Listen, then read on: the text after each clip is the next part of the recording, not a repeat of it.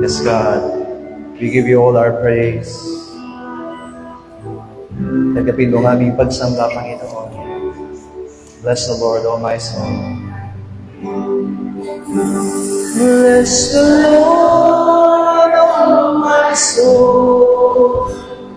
O my soul, and worship His holy name.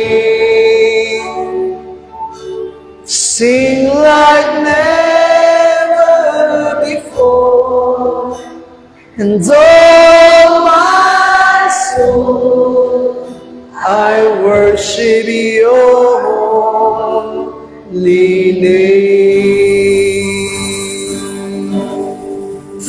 The sun comes out, it's a new day dawning. It's time to sing your song again. Whatever may pass and whatever lies before me, let me be singing when the evening comes. Bless the Lord, oh my soul, oh my soul. Worship His holy name. Sing like never before, and oh my soul, I worship your holy name. And your reaching down and your slow to anger. Your name is great and your heart is kind. For all your goodness I will keep on singing. 10,000 reasons for my heart to fly. Bless the Lord, oh my soul, oh my soul, and worship His holy name. Sing like never before, and oh my soul, I worship your holy name. And on that day when my strength is failing, the end draws near and my time has come, still my soul will sing your praise unending. 10,000 years and then forever. Bless the Lord, oh my soul, oh my soul. Worship His holy name. Sing like never before, and all my soul, I worship your holy name. And I worship your holy name. Lord, I worship your holy name. Oh, let us pray all together. Sa oras na ito, idalangin natin na malayan natin matanggap ang bawat salitang iahayag sa buhay po ng bawat sa atin. Maranasan natin ang kagalakan sa pagtanggap ng katotohanan at patuloy na lumagunawa ang ating pananampalataya as we shout, "Oh my soul, overcome! Oh my soul, overcome! Oh my soul, overcome! And oh my soul, overcome!" Ama namin Diyos, kami po sama-sama ang dumudulog ngayon, Panginoon, upang Ikaw ay patuloy naming marinig, Panginoon Diyos, sa pamamagitan ng mga salita mo, Panginoon, na iahayag sa aming mga buhay. Naririto kami, Panginoon Diyos, hayaan mo, Ama, na Ikaw lamang ang mahayag at papapurihan sa aming mga buhay. Sa iyo namin itinatalaga ang lahat, Panginoon Diyos, at nananangan kami sa iyong katwiran at sa iyong naging kalooban. Tulungan mo kami, Panginoon Diyos, na maranasan ang kabutihan mo, maranasan ang katapatan mo, maranasan, Panginoon Diyos, ang malayang pagkilos sa banal na Espiritu Santo, Panginoon, na habang kami nakikinig ng iyong mga salita, Ikaw lamang, Panginoon Diyos, ang tunay namin dadaginain. Ikaw lamang, O Diyos, ang lubos ang tunay namin pagpipilian. Sa iyo lamang namin itinatalagang lahat, at Ikaw lamang po ang hinahangad namin. Tulungan mo kami, O Diyos, na maranasan ng iyong presensya mula sa umpisa hanggang sa matapos, Panginoon, ng aming pakikinig. Hayaan mo, Ama, na ilaan namin ang oras na ito para sa iyo, at Ikaw lamang ang tunay na madakila at kapapurihan sa aming mga buhay. Salamat po, Ama, tinangkin namin ang katagumpayan. Ama namin Diyos, maraming salamat po sa katapatan mo sa amin. Maraming salamat, Panginoon, sa pagkakataong ito na ibinigay mo upang Ikaw ay sambahin at papurihan sa aming mga buhay. Salamat, Panginoong Diyos, sapagkat tunay na sa pamamagitan ng mga salita mo'y pinalalago mo ang aming pananampalataya. Pinagtitibay mo kami, Panginoong Diyos, at magagawa naming sundin ang lahat ng bagay na niloloob mo po para sa aming mga buhay. Ingatan mo kami, Panginoong Diyos, habang po kami ay patuloy na nakikinig ng iyong mga salita. Hayaan mo, Ama, na Ikaw lamang ang aming kilalanin at papurihan habang kami nakikinig, Panginoong Diyos. Lead us by the Holy Spirit. At hayaan mo, Ama, na Ikaw lamang ang tunay na makilala ng bawat sa amin. Pagpalain mo rin, Panginoong God, sa oras na ito, ang lahat po ng kamay, Panginoong God, na nagkakaloob ng kailang mga ikabot handog. Hayaan mo, Ama, na ibalik mo ito ng siksik, liglig at nagdumapaw na pagpapala sa kanila. Salamat po, Ama, inaangkin namin ng katagumpayan. Ito po ang aming dalangin sa pangalan po ng aming Panginoong Jesus. Amen. Palakpakan po natin ang ating Diyos. We all be seated.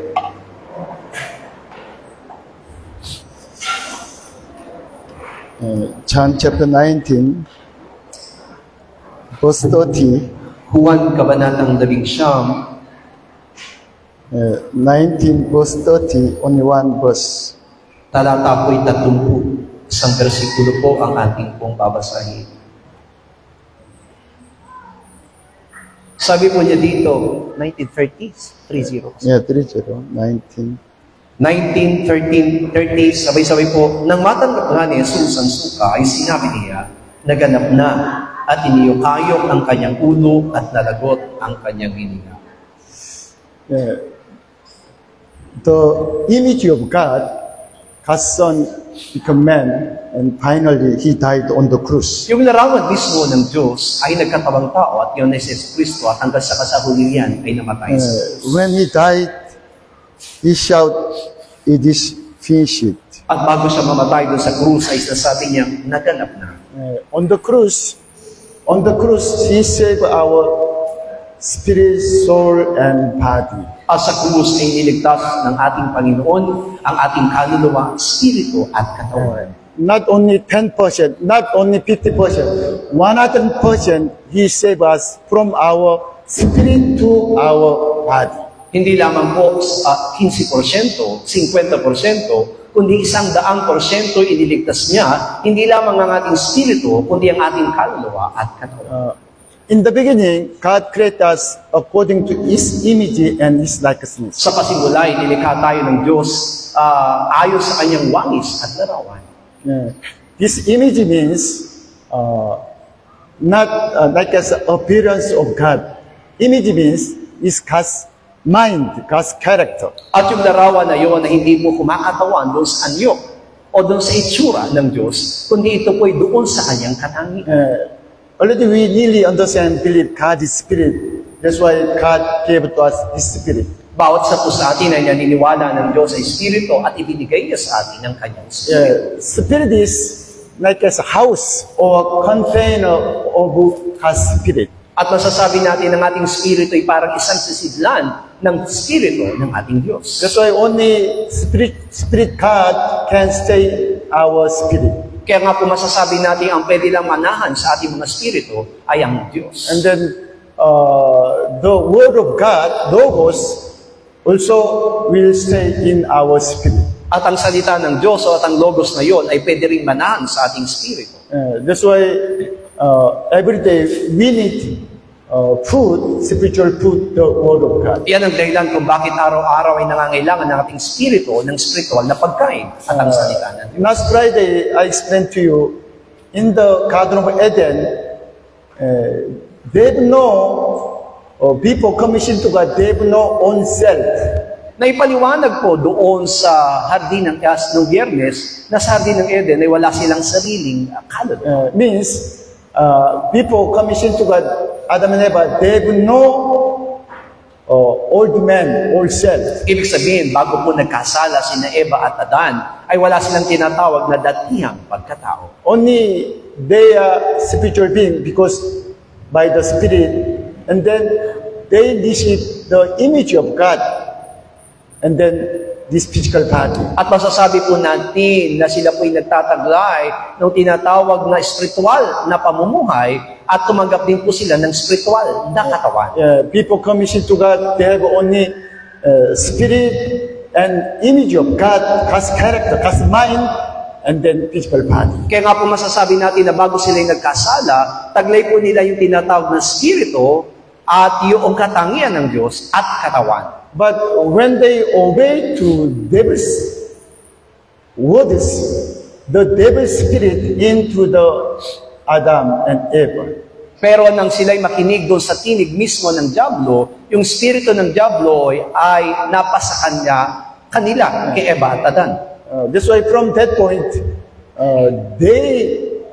they have own self, old man, own self. At mula roon ay nagtaglay na po sila ng tinatawag datihan nilang pagkatao. They people commissioned to God, even though they have no dress, but they did not ashamed. At kung mapapansin natin na bago sila nagkasala, bagamat sila hubad, hindi nila nararanasan yung kahihiyan. But after commission to God, they hide under the tree because of the fear of God, and then feel ashamed. Pero matapos po silang magkasala, ay naroon ang pagtatago nila sa ilalim ng mga puno, iyon ay dahil sa takot sa Diyos at kahihiyan. But thanks God, because God killed sheep and made dress,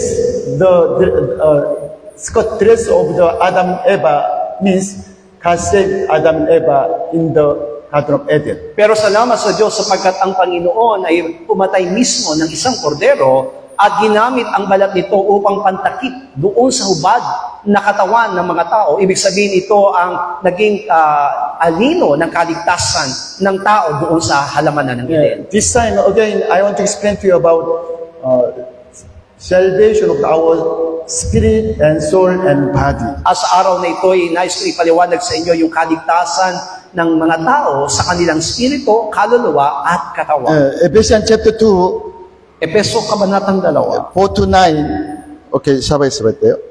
4 hanggang 9. Ngunit ang Diyos, palibasa'y mayaman sa awa dahil sa kanyang malaking pag-ibig na kanyang iniibig sa atin, bagamat tayo mga patay dahil sa ating mga kasalanan, tayo binuhay na kalakip ni Kristo sa pamamagitan ng biyaya, kayo'y nangaligtas. At kayo'y ibinangong kalakip niya at pinaupong kasama niya sa kalangitan kay Kristo Jesus, upang sa mga panahong darating ay mayayag ang dakilang kayamanan ng kanyang biyaya sa kagandaang loob sa atin kay Kristo Jesus. Sapagkat sa biyaya kayo'y nangaligtas sa pamamagitan ng pananampalataya. At ito'y hindi sa inyong sarili, ito'y kaloob ng Diyos. Hindi sa pamamagitan ng mga gawa, upang ang sinuman ay huwag magpapuri. Now, Apostle Pablo explained to us our spiritual salvation. At ang ipinapaliwanag ni Apostol Pablo dito ay ang ating spiritual na kaligtasan. He said, God is merciful, rich in His mercy and His great love and then He saved us by His grace. Na kung saan ipinaliwanag po ni Apostol Pablo na ang Diyos ay mayaman sa habag at sa kanyang pag-ibig at tayo iniligtas niya sa pamamagitan ng kanyang biyaya.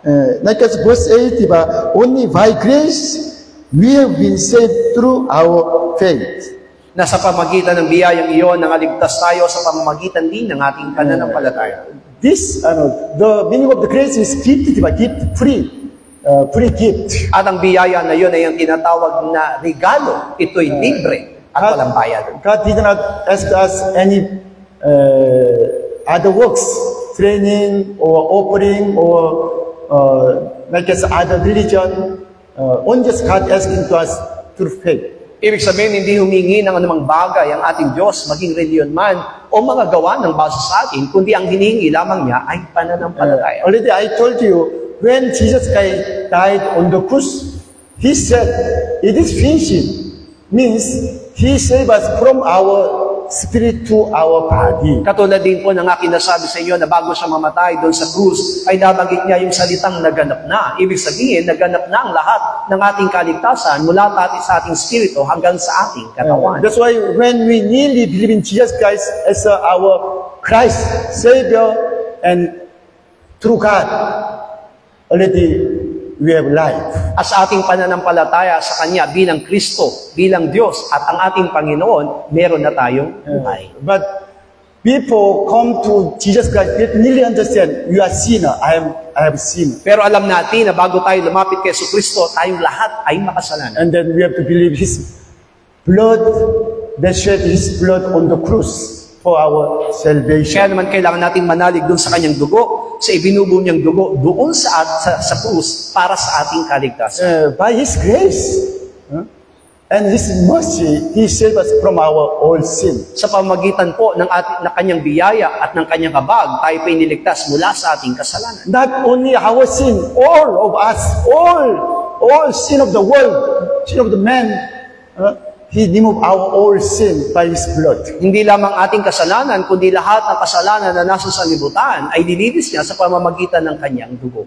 Even though people we came to Jesus 2,000 years ago, He died for our sin. He saved us from our sin. Ibig sabihin noon, bago pa lamang tayo lumitaw dito sa sanlibutan, ay iniligtas niya na tayo doon sa krus para sa ating kaligtasan. Yeah, that's why from that point, we can accept Holy Spirit, because Holy Spirit, Holy Ghost, Holy God can stay in holy place. At mula roon ay meron na tayong karapatang tanggapin ng banal na Espiritu Santo sapagkat ang Espiritu Santo ay nananahan lamang sa isang banal na lugar. From that point, we can believe the Bible, Word of God, and then get faith. At mula roon ay magkakaroon na tayo ng pananalig sa salita ng Diyos na nakasulat sa Biblia at magkakaroon din tayo ng pananampalataya. But salvation of our soul is little different from this one. Pero kailangan po natin maunawa mabuti na iba po pagdating sa kaligtasan ng ating kaluluwa. Philippians chapter 2, Pilipos Kabanatang 2, 5 to 12. 5 hanggang 12. Magkaroon kayo sa inyo ng pag-iisip na ito'y kay Kristo Jesus din naman, na siya, bagamat nasaan yung Diyos, ay hindi niya inaring isang bagay na nararapat parangnan ang pagkapantay niya sa Diyos. Kundi bagkus, hinubad niya ito, at nag-anyong alipin na nakatulad sa mga tao. At palibas ay nasumpungan sa anyong tao, siya'y nagpakababa sa kanyang sarili, na nagmasununin hanggang sa kamatayan. Oo, sa kamatayan sa krus. Kaya siya naman ay pinadakila ng Diyos at siya'y binigyan ng pangalang lalo sa lahat ng pangalan, upang sa pangalan ni Jesus ay inuhod ang lahat ng tuhod na nangasa langit at nangasa ibabaw ng lupa at nangasa ilalim ng lupa, at upang ipahayag ng lahat ng mga dila na si Jesucristo ay Panginoon sa ikalulahati ng Diyos Ama. Kaya nga, mga minamahal ko, kung paano ang inyong laging pagsunod na hindi lamang sa harapan ko, kundi bagkus pa ngayong ako'y wala, ay lubusin ninyo ang gawain ng inyong sariling pagkaligtas na may takot at panginginig. When we really believe in Jesus Christ, at that time, if we die, we don't need worry about our salvation, our souls. Kung sa oras po ng ating pananalig kay Jesucristo at tayo mamatay, wala na po tayong iisipin pa para sa kaligtasan ng ating kaluluwa. But problem is, after we believe in Jesus Christ, still we are in the world. Pero ang problema nga po na matapos tayo manampalataya sa Kanya, inanatili tayo sa sanlibutan. And then our enemy, the devil, Satan, wants to destroy our faith. At ang ating kaaway na si Satanas ay gusto sirain ang ating pananampalataya. Like Lucas chapter 23, Lucas 23. from 39, these two criminals also crucified with Jesus Christ on the cross. Ito po ay ang tungkol doon sa dalawang kriminal na kasamang napako ni Jesucristo sa krus. And then verse 39, diba, one criminal,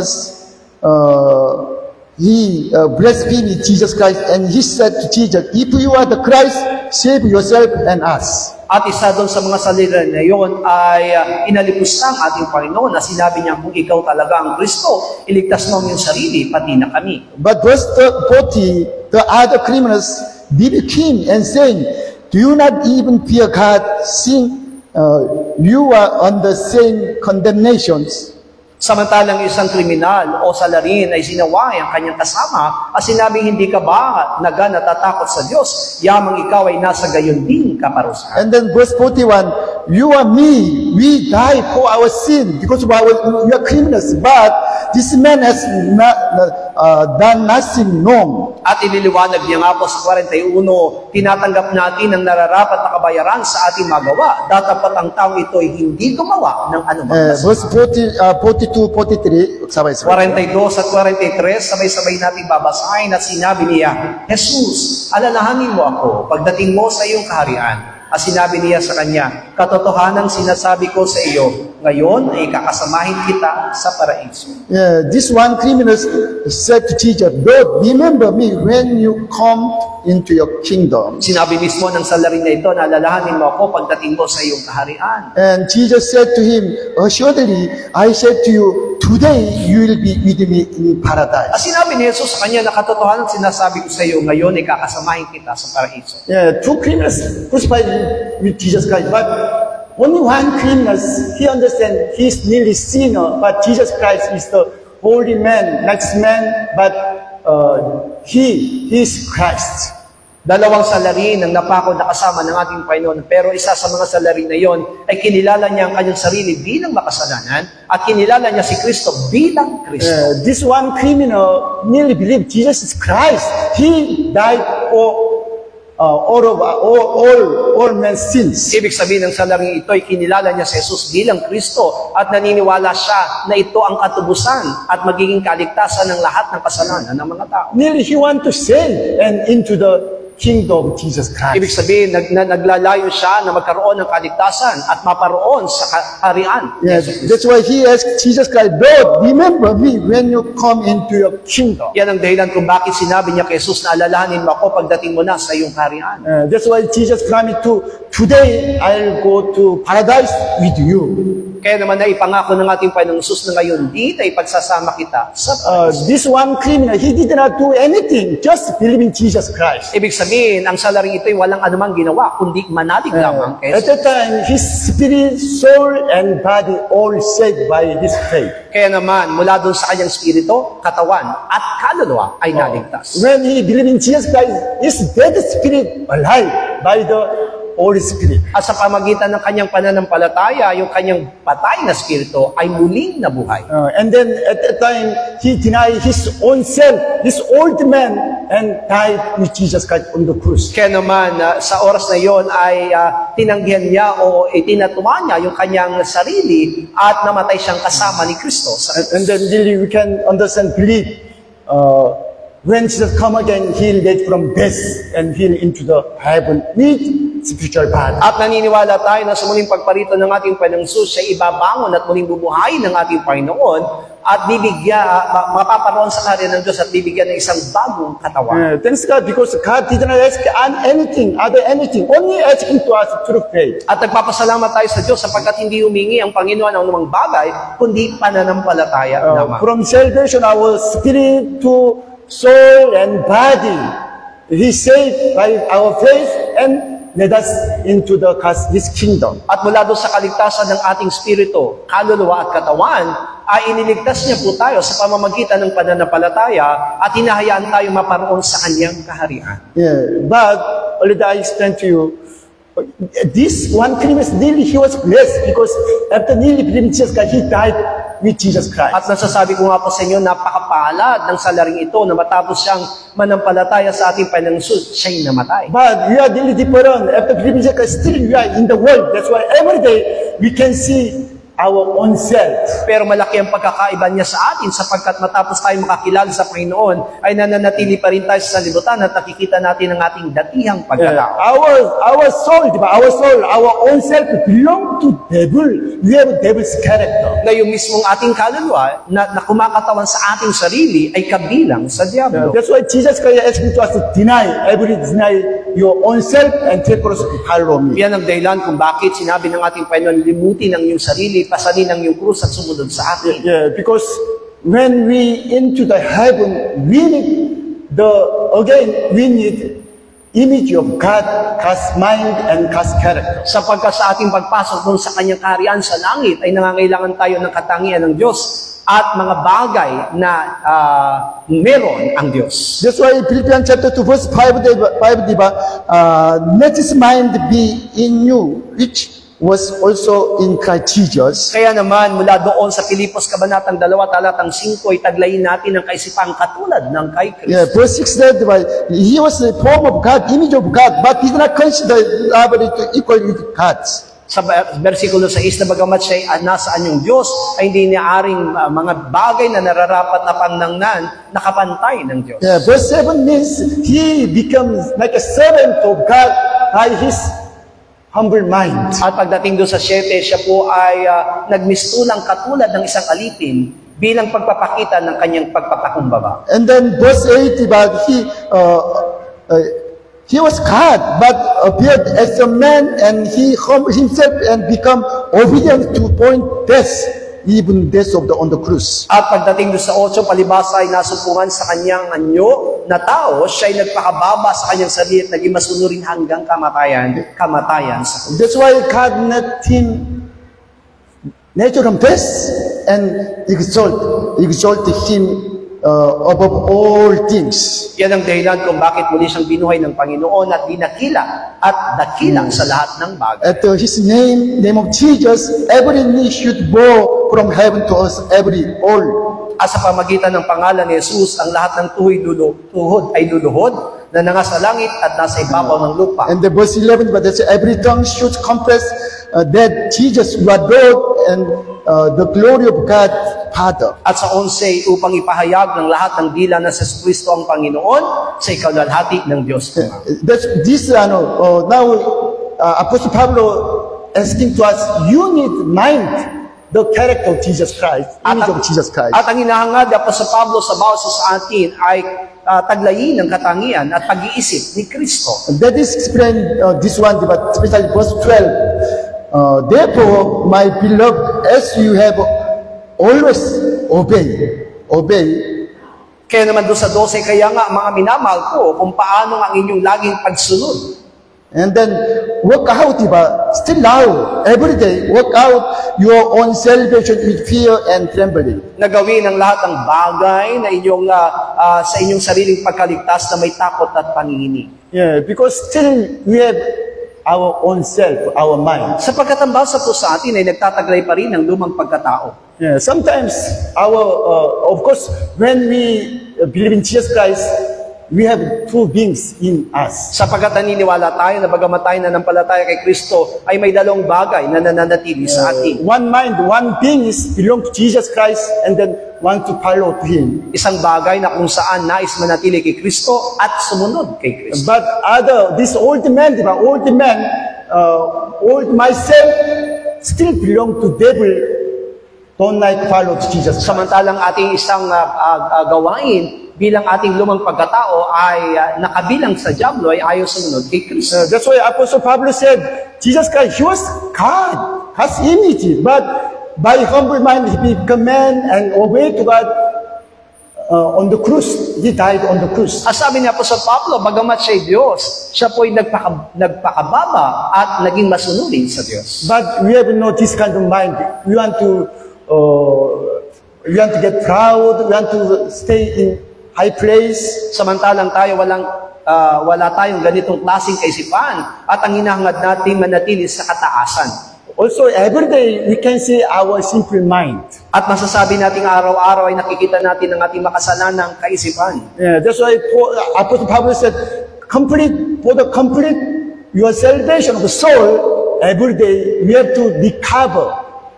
You have to get again mind of Jesus Christ, image of God. Kaya naman sinabi po mismo ni Apostol Pablo para sa kaganapan ng ating kaligtasan, naway taglayin natin yung kaisipan at katangian ni Kristo. Romans chapter 8 verse 29. Okay, sabay 돼요. Roma kabanatang 8. 19 pa sir? 29. 29. Chapter 8, 29. 8:29 ng Roma, sapagkat yung mga nang una pa ay kanyang nakilala, ay tinalaga naman niya na maging katulad ng larawan ng kanyang anak, upang siya ang maging panganay ng maraming magkakapatid.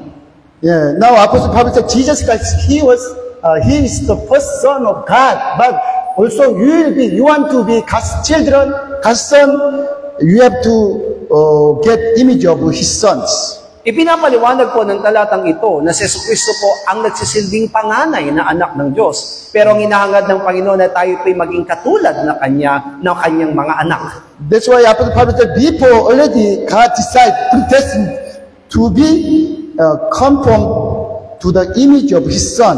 Kaya naman sa una pa lamang ay tinalaga na ang bawat sa sa atin na maging katulad ng larawan ng kanyang anak. Yeah.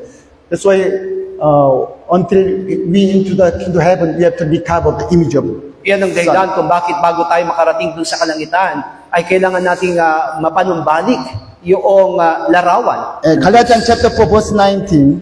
Galatia 4:19.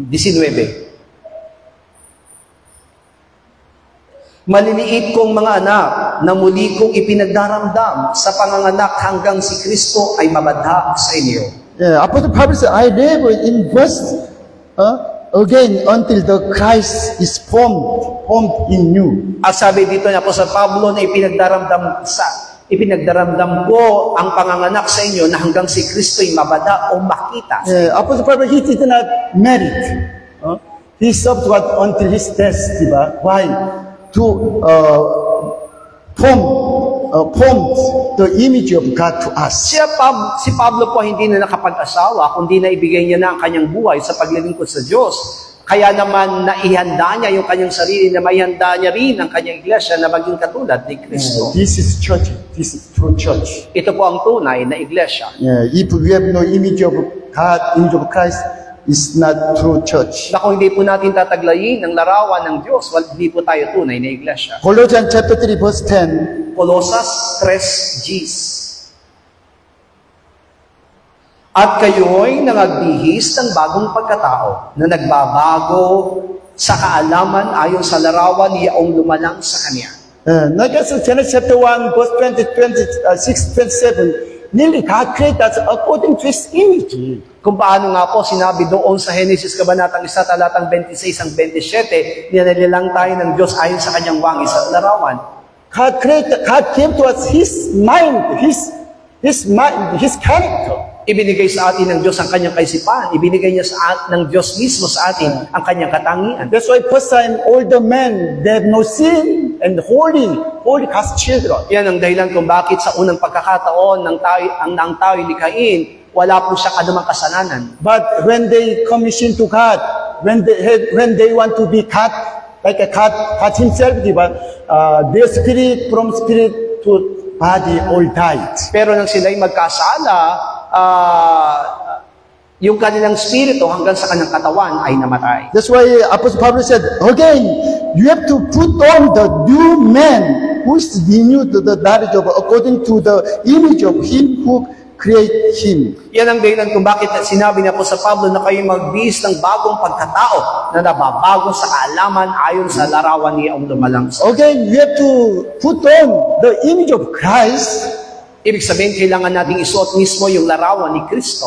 And then, let the Christ working in our mind. At hayaan po natin na si Kristo mismo maghari sa ating kaisipan. This is says about salvation of our souls. At ito'y tumutukoy sa kaligtasan ng ating kaluluwa. That's why please, you understand, how much is important deny your own self and follow to Jesus. Kaya nga po maunawa natin mabuti ngayon kung gaano kahalaga na limutin natin ang ating sarili at sumunod kay Kristo. If you are in the Bible, in the Word of God, in the Spirit, you can see every day you are old man. Sapagat kung tayo mananatili sa salita ng Diyos, dun sa Logos, ay makikita natin yung ating lumang pagkatao. There's no life, no eternal life in the old man. Wala pong buhay o buhay na walang gan sa ating lumang pagkatao. Only eternal life is in the Jesus Christ. Sapagkat ang buhay na walang gan ay na Yesu Kristo lang. When Jesus Christ lives in us with His character, we have eternal life. At kung si Yesu Kristo ay mamumuhay sa atin, kasama nating tatanggapin ang buhay na walang gan. And then salvation of our body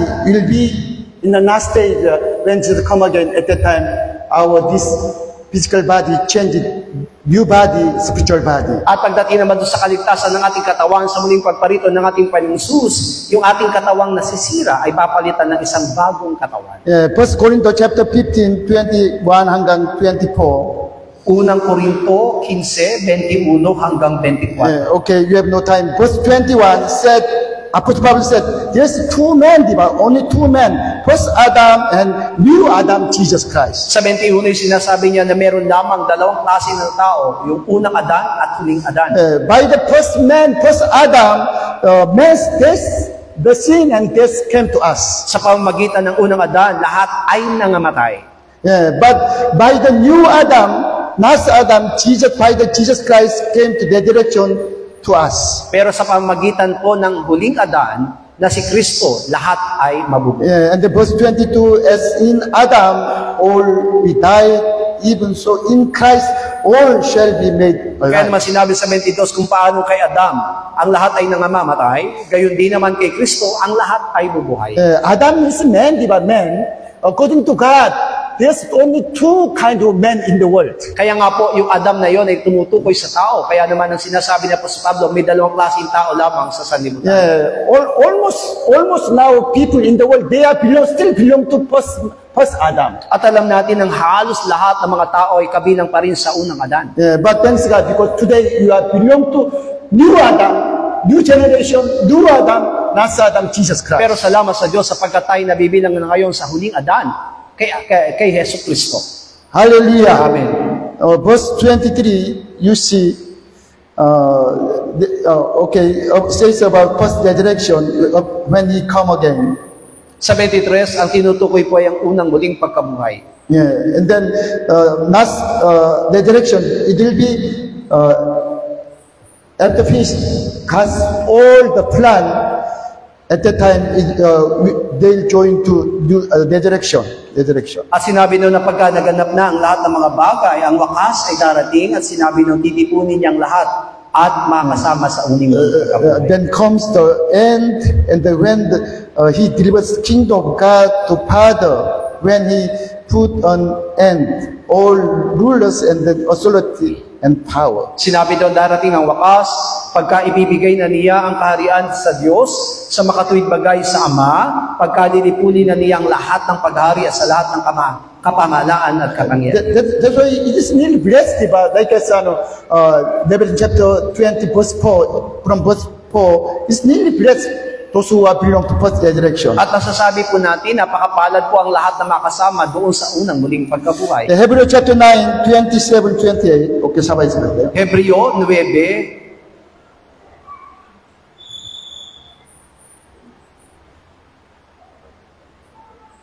27 hanggang 29, 28 pa. Yeah, chapter 9, 27, 28. 27 hanggang 28, at kung paano itinakda sa mga tao ang mamatay na minsan. At pagkatapos nito ay ang paghukom, ay gayon din naman si Kristo na inihandog na minsan upang dalhin ang makasalanan ng marami. Sa ikalaway, pakikita sa hiwalay sa kasalanan, sa ikaliligtas ng mga nagsisipaghintay sa Kanya. All the men once die, and then there's judgment. At lahat ng mga tao ay mamamatay, at sinabi doon pagkatapos nito ay paghukom. But now we are eagerly waiting for Jesus Christ. He'll appear the second time for our salvation. At sinabi niya doon na tayong naghihintay sa Kanya ay muling magpapakita sa ikalawa para sa ating kaligtasan. Yeah, but this salvation is already no more relationship with sin, but apart from the sin. At itong kaligtasan nito, hiwalay na doon sa kasalanan. Yeah, this salvation says about our body, salvation of our body. At ito yung tumutukoy doon sa kaligtasan ng ating katawan. Thanks God, because 2,000 years ago, when Jesus died on the cross, He said, it is finished. He saved us from our spirit, soul, and body. At nagpapasalamat tayo sapagkat bago namatay ang ating Panginoon sa krus, 2,000 taon na kalipas, ay sinabi niyang naganap na. Ibig sabihin naganap na ang kaligtasan ng ating katawan, kaluluwa at spirit. When we believe in Jesus as a Christ and so believing God, already we save from our spirit to our body. Sa pamagitan po ng ating pananalig sa Kanya bilang buhay na Diyos at Kristo, na nagkaroon tayo ng kaligtasan mula sa ating spirito hanggang sa ating katawan. But problem still, we are in the world, not yet died. Ang problema nga lang po ay nananatili pa lang tayo sa salibutan at hindi pa tayo namamatay. That's why Jesus Christ asked us every day only deny about your old man who belong to first man. Yan ang dahilan kung bakit ang hiniling niya sa atin araw-araw ay tanggi yung ating lumang pagkatao na kabilang sa unang Adan. It is our spiritual life, spiritual fighting every day, and we have to overcome. At ito po ang tunay nating spiritual na pamumuhay na kailangan tayong tanggapin na meron tayong labanang spiritual. Yeah. Thanks God, because every day I can see my old man. At nagpapasalamat ako sa Diyos sapagkat nakikita ko araw-araw ang aking lumang And then pagkatao. every day, that's why every day I come to the cross. And again, my old man died with Jesus Kaya Christ. naman araw-araw kay nakalalapit kay Kristo doon sa kanyang krus at namamatay kasama ni And Kristo. then now I am really waiting, eagerly waiting, second coming of Jesus Christ for this physical salvation. Kaya naman matyaga akong naghihintay ngayon sa ating Panginoon Kristo para sa kaligtasan ng aking katawan. Now we have to nearly waiting, our resurrection with Jesus' second coming. At bawat sa po sa atin naghihintay sa ating muling pagkabuhay, sa muling pagparito ng ating Panginoon. Let's shout 3 times, oh my soul, welcome, and let's pray for our salvation of spirit to all the body. Tayo po'y sisigaw ng Oh My Soul Overcome at ipanalangin natin yung kaligtasan mula sa ating spirito hanggang sa ating katawan. Oh my soul, overcome! Oh my soul, overcome!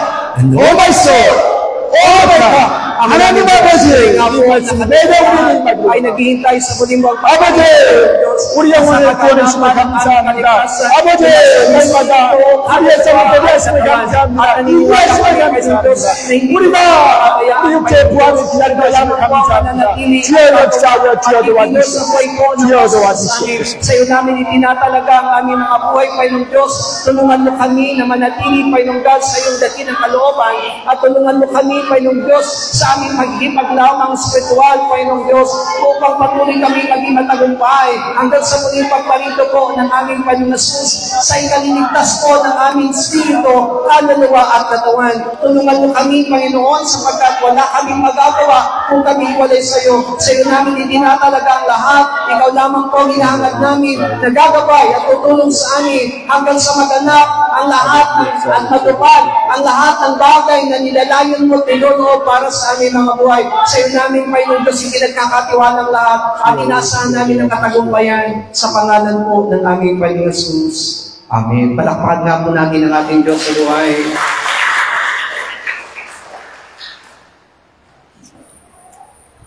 It is important for us to understand about the Word of God, yung salita po ng Diyos. I think most of us, karamihan po sa atin ay nagkakaroon ng kagulubihanan how to understand about the Word of God. Tandaan po natin, we are not here only to present our body attending the church worship service, but we are here to listen and to learn about the Word of God. Kasi kung di tayo matututo, hindi po lalago yung ating pananampalataya at paglilingkod sa harapan ng Panginoon. That's why it's really good for us to understand everything according to the Word of God mula dun sa salita ng ating Panginoon. Hebrews chapter 11, verse 4. Hebreo, Kabanatang 11, talata po ay 4.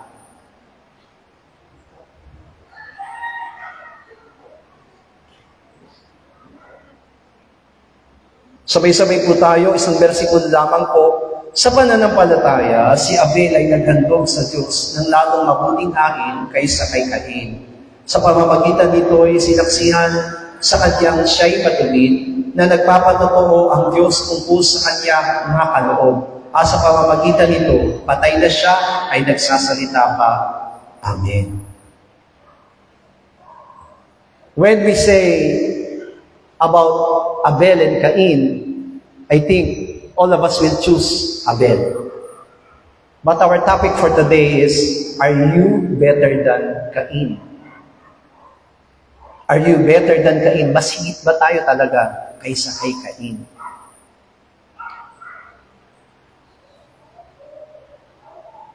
Abel and Cain is a shadow of the church believers today.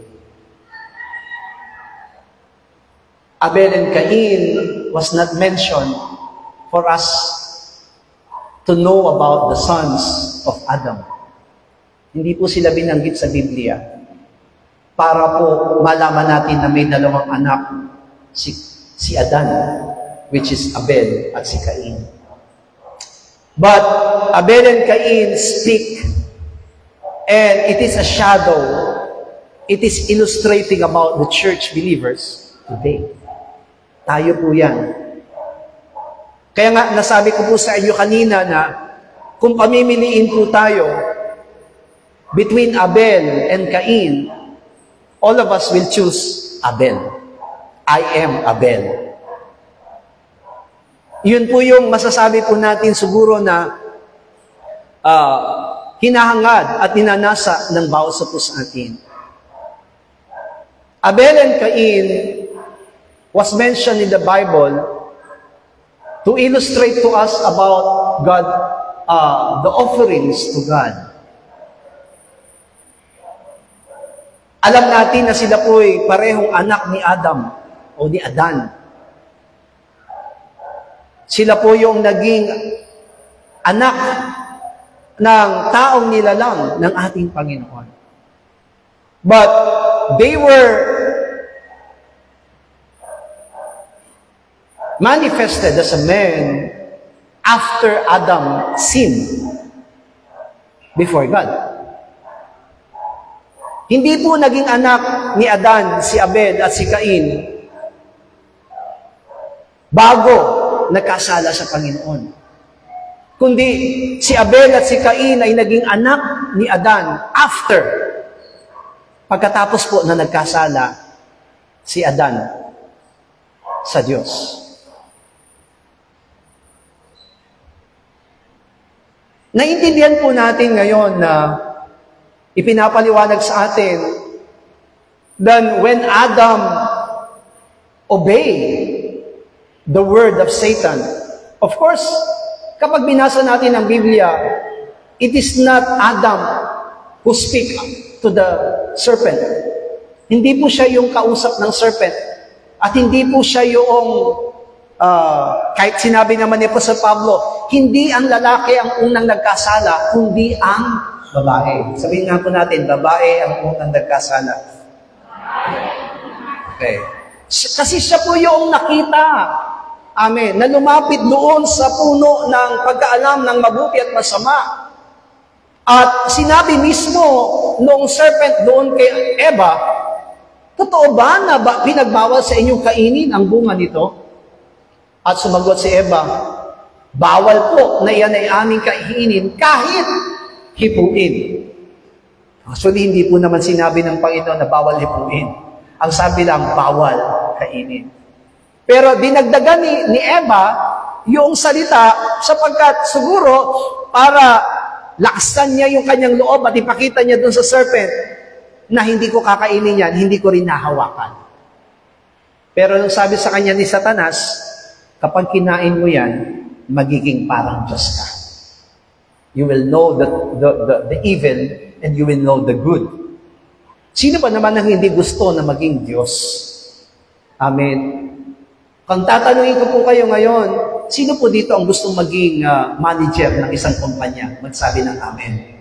Amen. Alam niyo po, pag sinabing manager, mataas yung palalagayan mo eh. Amen. Ikaw yung nag-uutos. Kahit supervisor lang, masarap na yun. Amen po.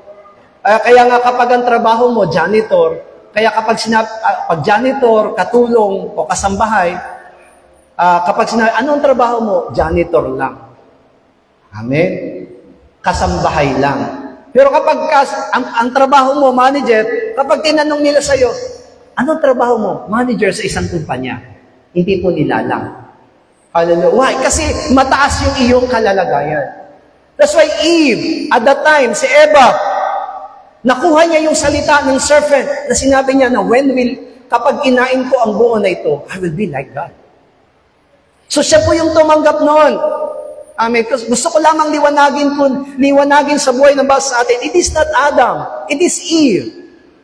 Pero, tandaan po natin, hindi si Adan ang galing kay Eva, kundi si Eva ang galing kay Adan. Kaya nga po, pagdating sa pagkakasala at kamatayan ng ating spirito, kamatayan natin dahil doon sa kasalanan, hindi po isinisi kay Eva. Kanino kay isinisi? Kay Adan. Amen po ba? Kaya po, siguro kasi, last Friday, nung sinasabi ni Pastor na when Adam hears the word of Satan and accepted the word of Satan, amen po ba? Gusto kong liwanagin sa inyo, yes, literally, hindi po siya ang nakausap. But when he ate the forbidden fruit, nung kinain niya po yung bunga na ipinagbabawal ng Diyos, it is the same. Amen po ba? Katulad din po ngayon, hindi tayo yung kumain ng bungang ipinagbabawal ng Diyos sa Hardin ng Eden. Amen po ba? But since we came from the first Adam, lahat tayo'y namatay. Kaya yun po yung sinasabi sa Romans chapter 5 verse 12. Nang dahil kay Adam, lumaganap ang kasalanan. At dahil sa kasalanan, lumaganap ang kamatayan. Naintindihan na po natin? Kasi kailangan maging malinaw sa atin. Amen po ba? Na hindi tayo naging makasalanan dahil kay Eva. Naging makasalanan tayo dahil kay Adan. Hallelujah. Because all of us came from Adam. God only created one man. Hallelujah. And from that one man, He created Eve. Amen. Kaya lahat po tayo konektado sa unang Adan. Amen po ba? Hallelujah. May intindihan po natin mabuti. Kailangan natin unawaing mabuti. Kasi baka sasabihin natin, sabi kasi ni Pastor Jong, si Adan yung tumanggap ng salita ni Satanas, samantalang si Eva naman. Hindi po. Kailangan maintindihan natin, when Adam ate, nung kinain po niya yung pinagbabawal, it is the same. Katulad din po na yun na nakinig po siya doon sa tinig ni Satanas. Hallelujah. So, pagkatapos po na sila'y magkasala, nagkaroon po sila ng anak. It is Abel and Cain. Nakakatuwa, masasabi po natin si Adan, mayroong pananampalataya. Pero alam niyo po ba, sino po dito naniniwala na si Adan may pananampalataya? Magsabi ng amen. Okay. Mukhang hindi po kayo naniniwala. Kasi alam ko po, kapag binasa natin ng Hebrews chapter 11, nabanggit ba si Adan? Nabanggit po ba si Adan sa Hebrews chapter 11? Hindi po. Ang unang pong binanggit ng pananampalataya ay si Abel. Hallelujah. Hindi po si Adan. Amen. Pero tandaan po natin, mahusay na tatay si Adan. Alam niyo kung bakit? Because he teach his children to offer a sacrifice to God. Amen? Masasabi ko na kapag ang isang magulang ay may pananampalataya at mahusay ang kanyang pananampalataya, na ipapasa niya ito sa kanyang anak. Amen? Kaya kung mga tatay walang pananampalataya, baka yung anak natin wala rin pananampalataya. That's why, kapag tatay tayo, importante na meron tayong pananampalataya because it is the thing that we will pass to our children. So, masasabi natin na naging larawan ng pananampalataya ang buhay ni Adan sa pamamagitan nino ni Abel at ni Cain. Si Cain po ba may pananampalataya o wala? Yung ibang pa sasabihin niyan, wala. Amen. Kaya siguro, amen, okay. Every time that we have worship service, meron tayong tinatawag na offering. Amen? Okay. Yung lahat ng nag-offering, may pananampalataya o wala? Meron. Yung mga hindi nag-offering, may pananampalataya o wala? Sasabihin natin yan, wala. Okay po ba? Medyo ano ako dyan eh. Yung parang hinuhusgahan natin. We judge. Okay. Pero tandaan po natin, in terms of serving the Lord, pareho ang puso ni Abel at ni Cain. Katulad din po natin ngayon. Amen po ba? Kasi sa umagang ito, gusto ko pong unawain natin mabuti. We can know, Abel ba ako o Cain? Hallelujah. Tanungin nyo nga po yung katabi nyo, Abel ka ba o Cain? Alam nyo po, sasabihin ng inyong katabi, ako si Abel, ayoko si Cain. Amen. Kaya nga po, yung ating topic ngayon, are you better than Cain?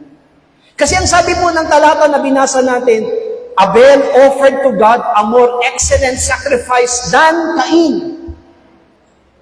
Kung titingnan po natin, maganda po talaga kung ang magiging pananampalataya natin ay katulad ng kay Cain. Amen po ba? Ay kay Abel. Masasabi ko po na, he's really good. Kasi ang sabi doon, because of his faith, kahit na po patay na siya, ang sabi doon, his blood speaks. Alam niyo po, kapag nagbasa po tayo ng mga commentaries, kapag hindi natin naiintindihan ang Biblia, there are some commentaries of the Bible. Amen po. At kapag binasa natin ang commentaries, pag sinabi pong commentaries, these are the people who read the Bible, at nung binasa nila yung Biblia, ay gusto nila po itong interpret o ipaliwanag sa mga tao kung paano niya ito naintindihan. And among all the interpreter, or among all the commentaries in the Bible, ang sabi po nila, binasa ko po yung ibang mga commentaries about kay Calvin, kay si Wayne, yung mga mahuhusay na mga commentaries, mga commentators about the Bible.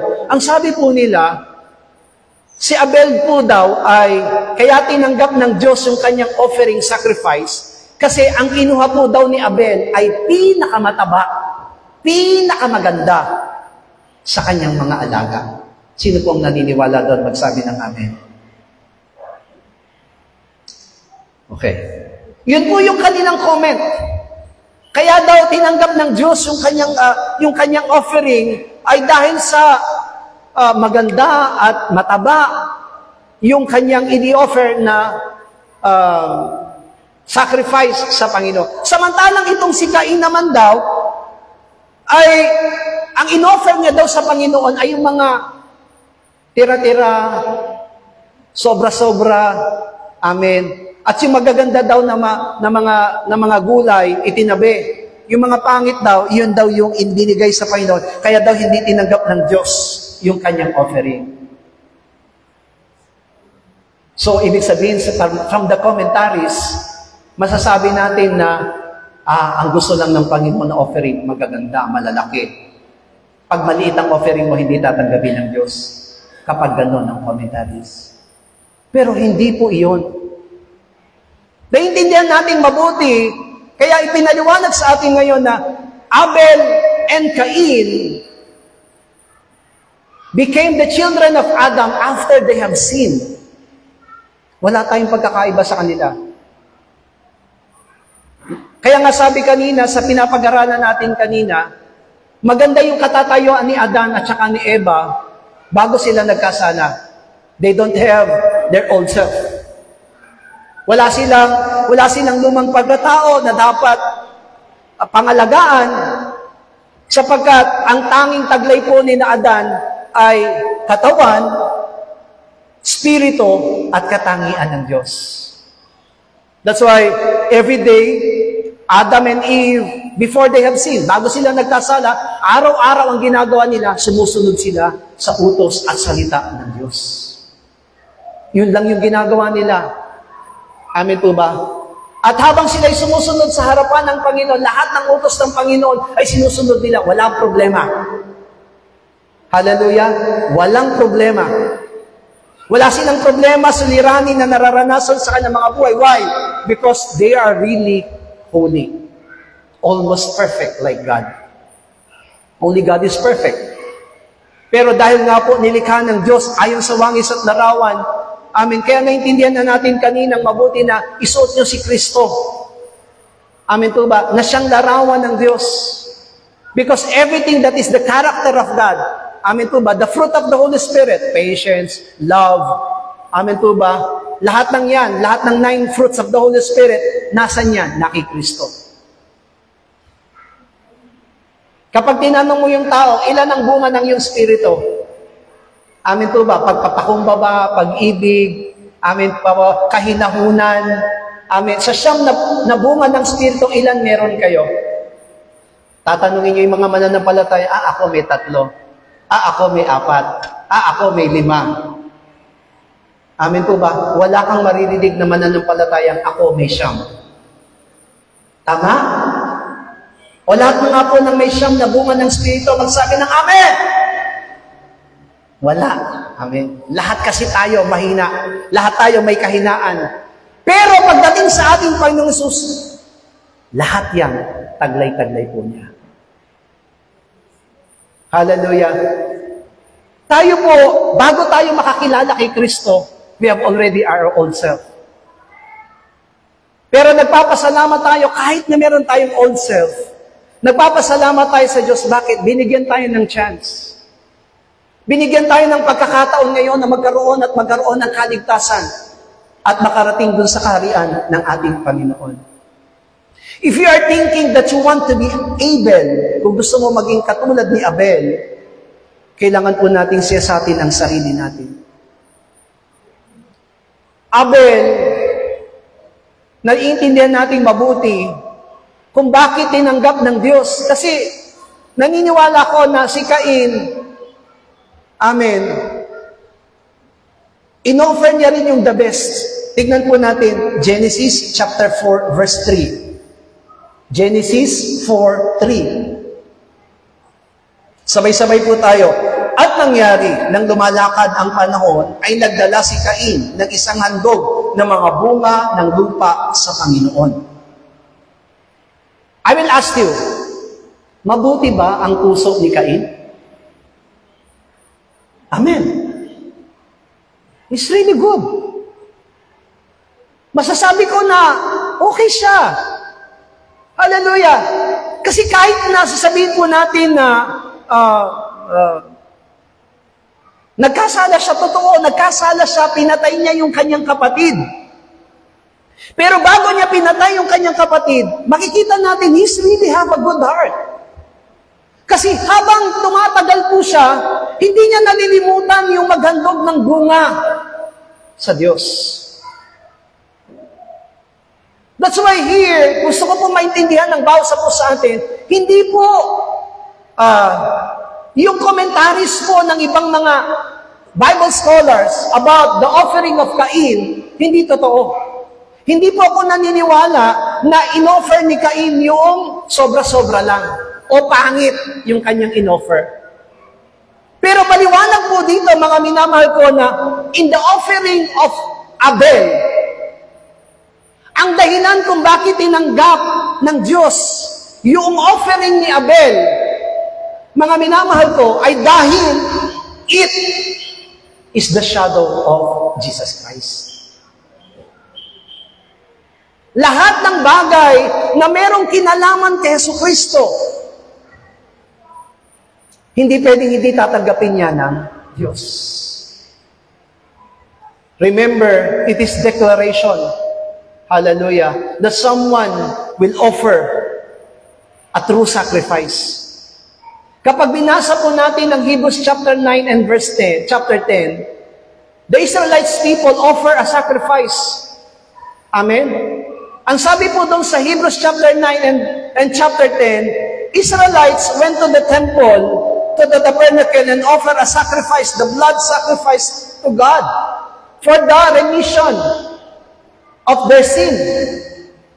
Pero ang sabi doon, lahat ng sacrifice nila na ginagawa, lahat ng ino-offer ng mga Israelita na offering sa kanila, it is mag-expire for 1 year. Pero meron daw the best na offering. Ang kailangan po ng Diyos ay yung tinatawag na eternal sacrifice, eternal blood. Ang kailangan po natin, eternal blood, na hindi na mag-expire. Kaya nga sabi kanina doon sa salita ng Diyos, kahit na si Kristo'y namatay, 2,000 taon na nakalipas at hindi pa tayo ipinapanganak, pero yung kaligtasan ng ating kaluluwa, katawan at spirito ay sakop na doon sa kamatayan ni Kristo. Kaya hindi na po kailangan mamatay pa si Kristo para sa ating kaligtasan, sapagkat namatay na siya. Kaya po sabi kanina sa talata na binasa natin, naganap na, it is already finished. Hallelujah! Bigyan nga po natin ng palakpak ang Diyos sa kaligtasan ipinagkaloob sa atin minsan ng ating Panginoon. So sabi dito, anything that we will give that illustrate Christ, tinanggap ng Panginoon, tinanggap ng Ama yung offering ni Cain because it manifests Christ in His faith. At iyan ang inahangad ng Diyos sa bawat isa sa atin. What God wants from us, sabi nga po doon, we should really manifest Christ in our lives. Tandaan po natin, worship or serving God is not only one day. Hindi lamang ito tuwing Lord's Day, but every day of our lives. Habang binabasa ko nga po yung about the story of Abel and Cain, I really feel sorry to God. I do not see myself as Abel, but I can see myself as Cain. And if you will ask me, are you better than Cain? Masasabi kong I'm not. Kasi nakikita ko yung sarili ko na marami pa rin akong pagkukulang. Amen po ba? Napakasarap po siguro kung talagang magiging katulad tayo ng kay Abel. That every time that we will offer to the Lord, God will accept it. And God will be pleased on it. Pero sa totoo lang, merong kulang. Alam niyo po ba, if we will ask, are you better than Cain? Cain is really possess a different kind of motives. Nung nag-offer sila sa Diyos, wala naman na po sanang problema eh. Hindi man kinalugdan ng Diyos yung offering ni Cain. It doesn't mean that God doesn't want Cain. Last Friday, ang sabi ng Panginoon sa atin, sa pamamagitan ng kanyang salita, kapag wala tayong suliranin na problema, walang nagmamanifesto sa atin na lumang pagkatao. Totoo po yun. Kapag wala tayong problema, everything is peace, everything is good. Amen po ba? Lahat ng lalabas good. Amen? Hallelujah. Pero kapag may problema talaga tayo at suliranin, merong nagmamanifesto hindi maganda. Hallelujah. Church members, kapag nauumpog po kayo, nauntog yung ulo ninyo nang hindi sinasadya, ano po ang nagmamanifesto? Old self or si Kristo?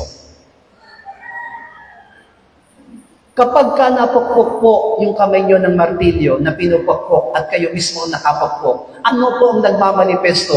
Old self o si Kristo? You see? Totoo po, di ba? Hallelujah! Sabi nga, hindi na ako nagmumura, pero naumpog ako, nakapagmura ako. Tama? It really manifests. Alam niyo po, yan po ang nangyari kay Cain. Hallelujah! Nung kinalugdan ng Diyos, yung offering ni Abel, amen po ba, hindi na ipinaliwanag ng Diyos kung bakit niya tinanggap, bakit niya kinalugdan yung offering ni Abel. But in our understanding, it is because it illustrates, it is the shadow that there is someone will sacrifice, and that is Christ. Amen? Diba? Katulad din po yan ng offering ni Abraham. Amen po ba? Nung papatay niya na si Isaac, ang sabi ng anghel ng Panginoon sa kanya, do not harm the child. Huwag mong sasaktan ng bata. Pinatunayan mo na ako ay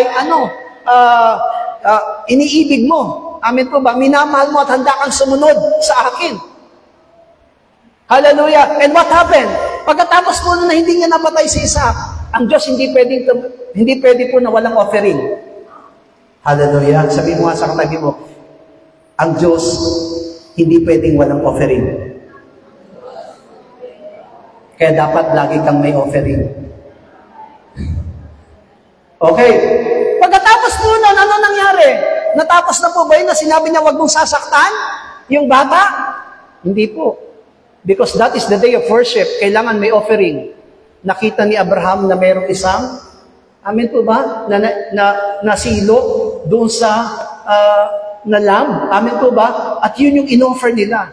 And which is, hindi si Isaac ang mamamatay sa atin, si Kristo ang mamamatay para sa atin.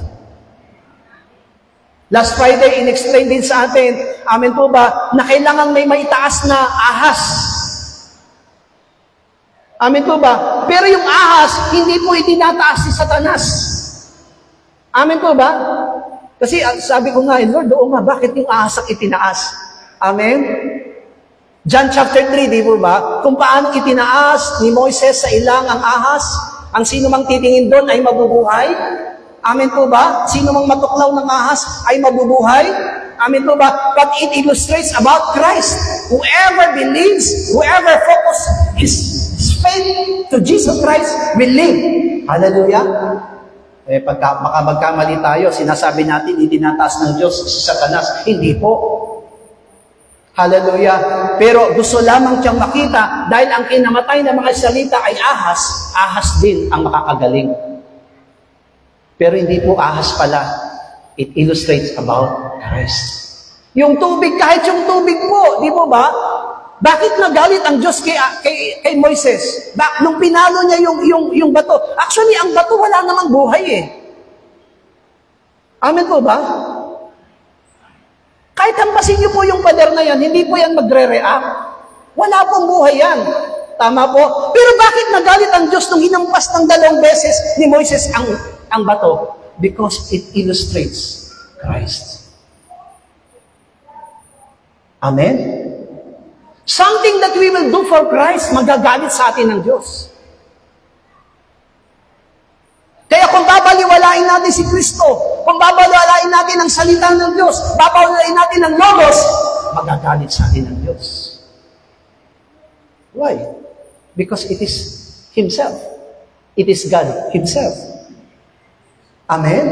Kaya nga, si Cain, masasabi ko po sa inyo, almost all of us, kung tatanggapin po natin, we are all like Cain, not Abel. Because we don't have a good motives. Sabi nga nung last Friday, baka naglilinis ka ng church. Amen. Pero naglilinis ka para makita ka ng iba. Amen. We have a different kinds of motives.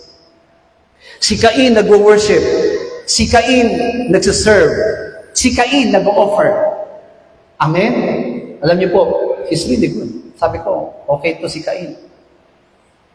Pero nagmanifesto yung lumang pagkatao. Kasi meron na silang lumang pagkatao eh. Alam niyo kung bakit? Kasi ipinanganak sila after Adam and Eve sinned against God. Wala na yung perfection. Wala na yung tinatawag na character of God in their lives. Because they already taken the words of Satan in their lives. Amen? Tinanggap na nila yung salita ni Satanas at sila'y kabilang na sa pag-aari ni Satanas. Kaya kung titignan po natin, hallelujah, Cain, manifest, nagalit siya. Diba kapag babasahin natin ang salita ng Diyos, sabi niya, kung mabuti ang ginawa mo, it is good. But, if your heart is really not good, sin is taking over you. Yung kasalanan daw ay hinahabol ka. Kaya sabi ng Panginoon, di ba? Matthew chapter 5 verse 23. Mateo kabanatang 5:23. Kung ikaw ay maghahandog sa Diyos at naalala mo na ikaw ay mayroong kaalitan na kapatid. Tama ba? Hallelujah. Ayan o, sabi niya, kaya kung ihahandog mo ang iyong hain sa dambana, at doon maalala mo na ang iyong kapatid ay mayroong anumang laban sa iyo, sabi sa 24, iwanan mo muna daw yung iyong handog at makipagkasundo sa iyong kapatid. Sometimes that is really the problem. Amen. Meron tayong tampuhan. Meron tayong hindi pagkakaunawaan. Ang church ba ligtas na po sa tampuhan? Hindi pa po. Sabi nga kanina sabi ko, di ba sabi kanina ng salita ng Diyos, kung matapos tayong manampalataya kay Kristo, namatay tayo, it's good. Bakit? Wala ka nang poproblemahin. Hallelujah. Eh, ang problema, matapos ka manampalataya kay Kristo, eto, nabubuhay ka. Ngayong linggong ito, sinasabi mo, alam ko po, ngayon na nagiging panalangin, Lord, hayaan mong mamatay ang aking lumang pagkatao. Hayaan mong si Kristo magmanifesto sa akin. Amen? Eh, paglabas pa lang natin mamaya sa pintuan. Minsan, iba na ang nagmamanifesto sa atin. Pagsakay natin ng jeep, pag-uwi natin ng bahay na walang sinaing, ang kalat ng bahay, amen, magmamanifesto si lumang pagkatao. Wala pang pera, wala ng pera, wala pang isasaing, may kanin, walang ulam, ano magmamanifesto? Si Kristo o lumang pagkatao. Wala nang ang pera, wala nang ang kanin, wala nang ang ulam, nadatan mo yung asawa mo, lasing, sino magmamanifesto? Lumang pagkatao o si Kristo? Ngayon, are you better than Cain? You will answer now the question. Are you better than Cain? So sabi ko, Lord, patawad. Because I can see myself as Cain. Nakita ko yung sarili ko na, Billy, meron pa akong pagkukulang. Meron pang hindi karapat-dapat. The offering of Abel is a typology of Christ. The problem to the, amen po ba? Yun nga yung tinatawag na there are two kinds. May dalawang klase po ng mananampalataya sa loob ng iglesia. Ano po yun? Spiritual at carnal. What do you mean by carnal? Carnal means you are in Christ, but you love the world. Na kay Kristo ka, pero ang mahal mo ay ang sanlibutan. The body claims to be separate and independent. Alam niyo po, ang nangyayari po ngayon, dinodomina, yung dominante, yung ating pong mga katawan. Amen po ba? He wants to dominate our spirit. That's why, yung sinasabi sa ating lagi ng Panginoon na deny yourself, carry up your cross, and follow. Na kapag may nagmamanifesto sa atin, you will say to yourself, hindi ikaw yan. Hindi yan ang kalooban ng Panginoon. Hindi yan ang hinahangad ng Diyos. Ang hinahangad ng Panginoon ay ito.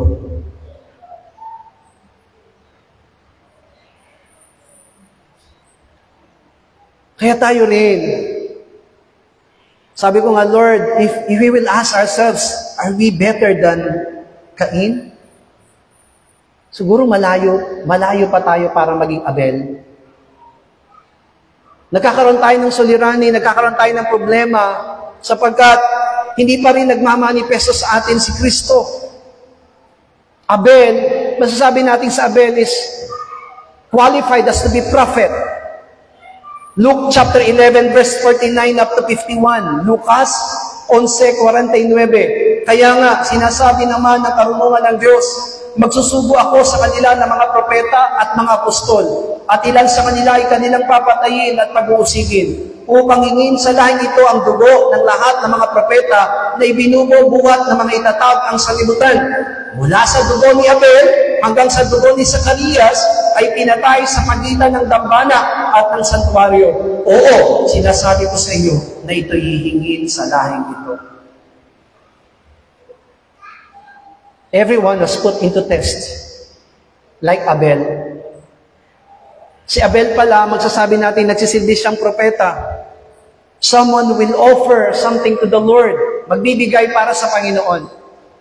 Pero lahat na magiging tapat sa Panginoon, uusigin. Lahat na magiging tapat sa Diyos, papatayin. At yun na nagiging problema po natin. The church now, yung mga iglesia po ngayon, the reason why the church compromised, amin po ba? May mga kompromisong nangyayari sa ibang iglesia sa sanlibutan kasi alam nila kapag hindi sila naging kompromiso sa sanlibutan, maraming church members ang aalis.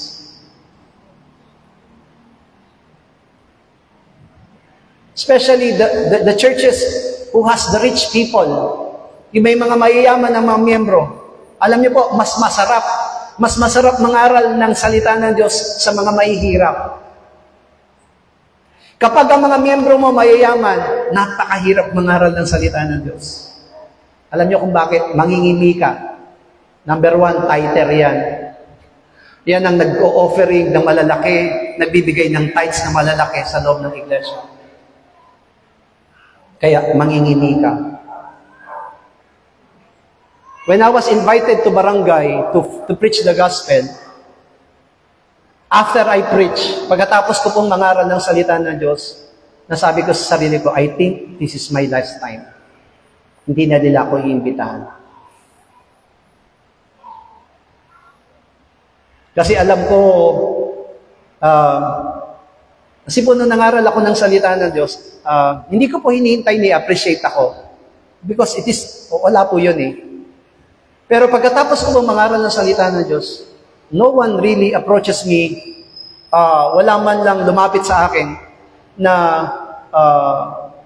Pastor, kasi ikaw nangaral eh. Amen po ba? Guest ka nila eh. Bumaba ako sa stage, natapos ko yung gawain, walang lumapit sa akin, isa lang. Kapwa ko, Pastor. And kinamayan niya ako, Pastor, you've done well. No? Nangaral ka ng salita ng Diyos. Pero yung mismong nag-imbita sa akin, doon sa barangay, hindi niya po ako nilapitan. And I told to myself, this is your last day na mangangaral ka ng salita ng Diyos. Hindi nila gusto yung pangangaral. Kasi yan, ganyan tayo. Dito sa sanlibutan, hindi lahat tayo i-appreciate. Dito sa sanlibutan, ang gusto nila, umayon ka para ikaw ay kalugdan nila. Hallelujah. Abot-abot, bago po ako mangaral sa barangay, abot-abot, mula sa first week hanggang sa week na ako po'y mangangaral ng salita ng Diyos, abot-abot. Lagi po nila akong pinapaalalahanan, Pastor, reminder po, yung schedule po ninyo, ganito. O sige, huwag ka mag-alala, natatandaan ko yung date. Pero pagkatapos ko pong nangaral, wala pong lumapit sa akin. Alam niyo po, ginawa ko, right after that one, I chatted them. Yung nag-invite sa akin, sabi ko, salamat sa invitation. God bless you. Nag-reply po siya sa akin, ay, Pastor, salamat po pala. You see? Sabi ko, alam ko na. Hindi nila nagustuhan. Because I told them, only what we want is the Word of God. Saan man tayo pumaroon, sabi ko, maging ang mga pamahalaan ay nasa ilalim ng kapangyarihan ni Kristo. Hallelujah! Kaya yung mga mananampalataya noon, they were persecuted. Matindi yung mga, alam niyo po ngayon, ang mga mananampalataya, we don't have any persecutions. Especially in our nation. Dito po sa bansa natin, hindi tayo pine-persecute. Pero nung panahon na ang pagkilala kay Kristo, grabe. Tignan niyo po. Di ba ba? Papatayin kung sino man ang mananampalataya kay Kristo dati. Pero tignan niyo po ang nangyari. Acts chapter 2, verse 42. Gawa 2:42. Sabay-sabay. Sila'y nagsipanatiling matibay sa turo ng mga apostol, at sa pagsasama-sama, sa pagpuputol-putol ng tinapay, at sa mga pananalangin. In spite of all the persecutions, ito na yung church na sinasabi. Amen po ba? Ang sabi po doon, isusugo ng Diyos ang mga propeta. Pero ano mangyayari sa mga propeta daw? Uusikin at papatayin. Kaya at that time, lahat ng mga mananampalataya nagtatago. Kapag nangangaral ng salita ng Diyos, makikinig ng salita ng Diyos, nagtatago po sila. Pero nakakatuwa sa Acts chapter 2, verse 42, kahit na ganun ang nangyari, they remain firm in the teachings of the apostles. Bakit? Dahil ang tinuturo ng mga apostol ay si Kristo.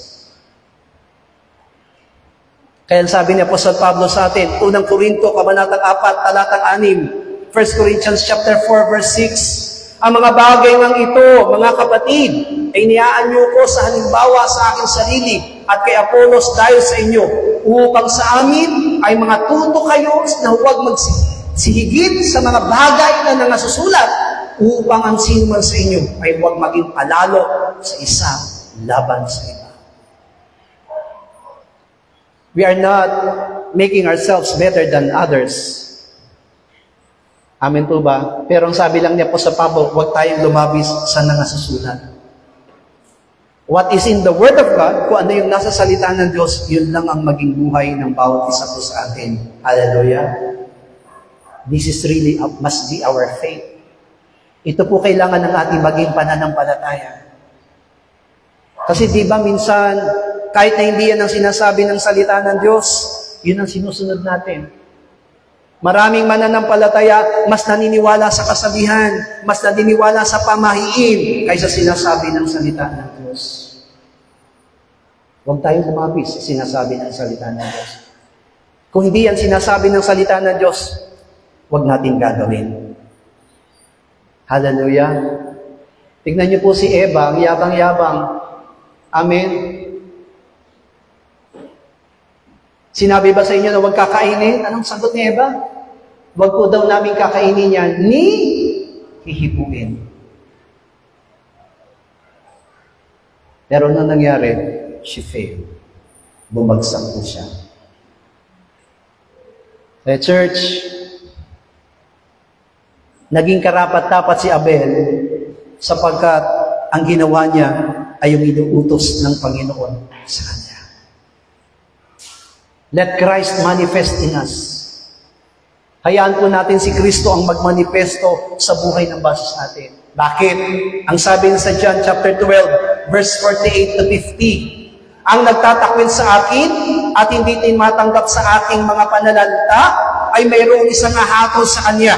Ang salitang aking sinalita ay siyang sa kanya yahatol sa huling araw. Sapagkat ako hindi nagsasalita na mula sa aking sarili, kundi ang Ama na nasa akin ay nagsugo, ay siyang nagbibigay sa akin ng utos kung ano ang dapat kong sabihin at kung ano ang dapat kong salitain. 50. At nalalaman ko na ang kanyang utos ay buhay na walang hanggan.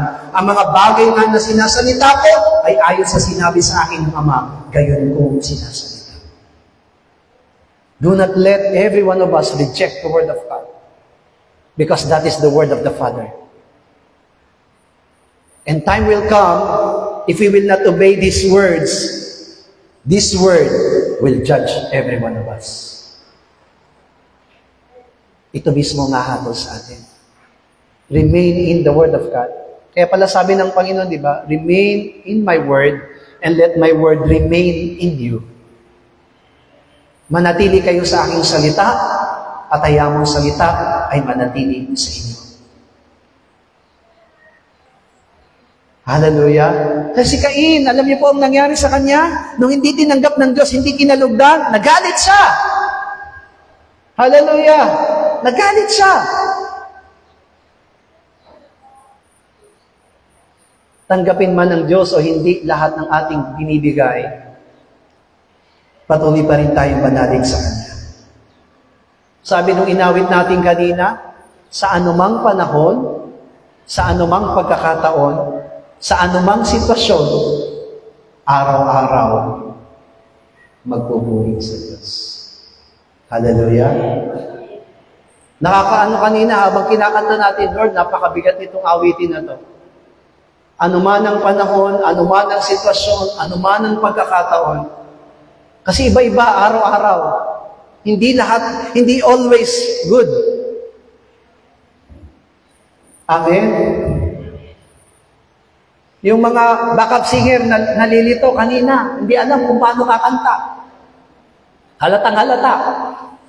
Pero sabi, anuman ang panahon, anuman ang pagkakataon, anuman ang sitwasyon, magkapilipilipit man ang tila, araw-araw magpupuri sa Diyos. Amen? Hallelujah.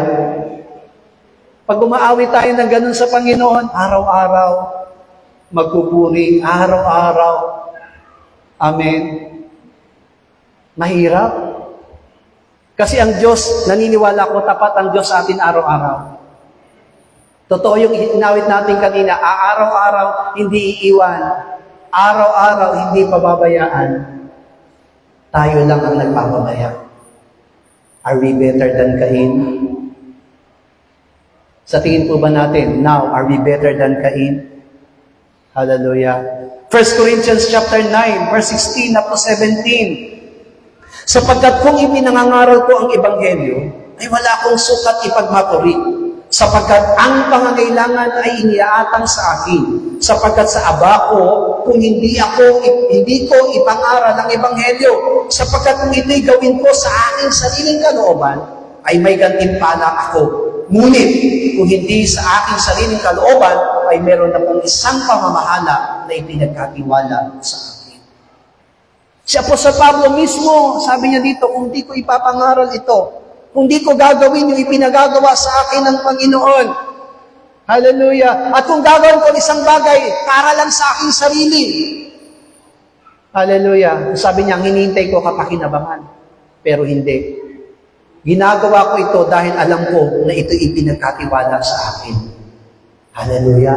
Tandaan po natin, lahat tayo ay katiwala lamang. Amen? Kung may ibibigay man tayo sa Panginoon, huwag sumakit ang loob mo. Kasi ipinagkatiwala lang sa iyo yan. Hihingi ka ng 1,000 sa Panginoon. Amen? 10 piso lang ang sakit ng loob mo. Unfair, di ba? Kung humingi tayo sa Panginoon, laki-laki. Tapos magbibigay lang tayo sa Panginoon, maliit na, masakit pa ang loob natin. Hallelujah! Amen? Humingi tayo sa Panginoon ng magandang kalakasan, magandang kalusugan, pero isang araw lang hinihingi sa atin ng Panginoon para manambahan, hindi pa natin minsan maibigay. Are we better than Cain? Si Apostol Pablo, sabi niya, Amen, ang trabaho ko ay ipangaral ng Ebanghelyo, hindi para sa aking sarili. Sabi niya, kundi ito'y iniutos sa akin, at ito'y ipinagkatiwala sa akin. Hallelujah. Amen? Kaya huwag tayong matulad kay Moises. Speak to the rock. Pinago yung bato. Hallelujah. Amen? Ang titigas ng ulo niya eh. Pinalo niya yung bato. Hallelujah. Hindi niya alam, ang pinalo niya si Kristo. Amen? So tayo rin. Amen? Kung sa tingin natin, yung mga paglilingkod natin, hindi napapansin, yung mga ginagawa natin, hindi na-acknowledge, okay lang yan. Ang mahalaga, ginawa ko yan dahil ipinagkatiwala sa iyo ng Panginoon. Amen. Hallelujah. Diba kaya sabi ng Panginoon, church, do not be compromiser. 2 Corinthians chapter 6, verse 14. Huwag kayong makipamato sa kabila ng mga di nagsisampalataya, sapagkat anong pakikisamang mayroon ang katwiran at kalikuan, o anumang pakikisama mayroon ang kaliwanagan sa kadiliman. Hindi pwedeng magsama. We need to choose. Kung gusto natin ng liwanag, stay in the light. Remain in the light. Hindi pwedeng dalawa. Amen. Hindi pwedeng magkasama. Hallelujah. That's why I was really being persecuted by my classmates sa Bible school. Kasi nga, yung kaklase ko sa Bible school, hindi nila matanggap na ano man yung kapag namatay ka na kinremate ka, nilibing ka man o kinremate ka, wala na yon. Sabi ng kaklase ko na pastor, ang laki-laki ng church niya sa Apalit. Sobrang laki ng church niya sa Apalit. Nung sinabi ko sa kanya na ako, pag namatay ako, cremation na lang para mas madali. Sabi niya sa akin, namatay ka na nga, masakit pa yung mararamdaman mo. Anong masakit? Patay na ako noon, hindi ko na mararamdaman yun. Hindi, masakit pa rin yun. Sabi niya, susunugin ka. So, hindi pa rin niya naintindihan. Yung pastora, namatay yung isang pastor. Amen. At nag-comment yung isang pastora. Ang sabi ng pastora, ngayon, mamimiss ka na namin, pastor. Pero salamat dahil kapiling ka na ng Panginoon sa langit. Ang sabi ko po sa pastora na yon, pastora, basahin mo ang Biblia. Kahit sina Moises, wala pa sa langit. Hindi pa sila nasa langit dahil merong muling pagkabuhay. Sabi nga, huwag tayong magsasalita ng labi sa salita ng Diyos. Kung namatay ang isang tao, hindi po siya direktang pupunta sa langit, kahit na po siya isang mabuting mananampalataya. Ang sabi ng salita ng Diyos, siya'y matutulog at magpapahinga. At anong hihintay niya? Muling pagkabuhay. Hallelujah. Yun ang sinabi ng salita ng Diyos. But sometimes, dahil nasanay tayo doon sa turo ng Catholicism, hallelujah. Amen. Kaya, yun ang kinokopya natin. Yun yung nagmamanifesto sa buhay ng basa sa atin. Kung ano yung pinagmula natin, yun pa rin yung pinangahawakan natin hanggang sa ngayon. Hanggang sa ngayon. Hindi natin mabitawan. Hindi natin maipaglaban yung katotohanan. Pero tandaan po natin, ang sabi ng salita ng Diyos, kung ano lang yung sinasabi ng salita ng Diyos, doon lang tayo. Huwag nating hayaan na magkaroon tayo ng divided heart. Hallelujah. Because divided heart is unfaithfulness.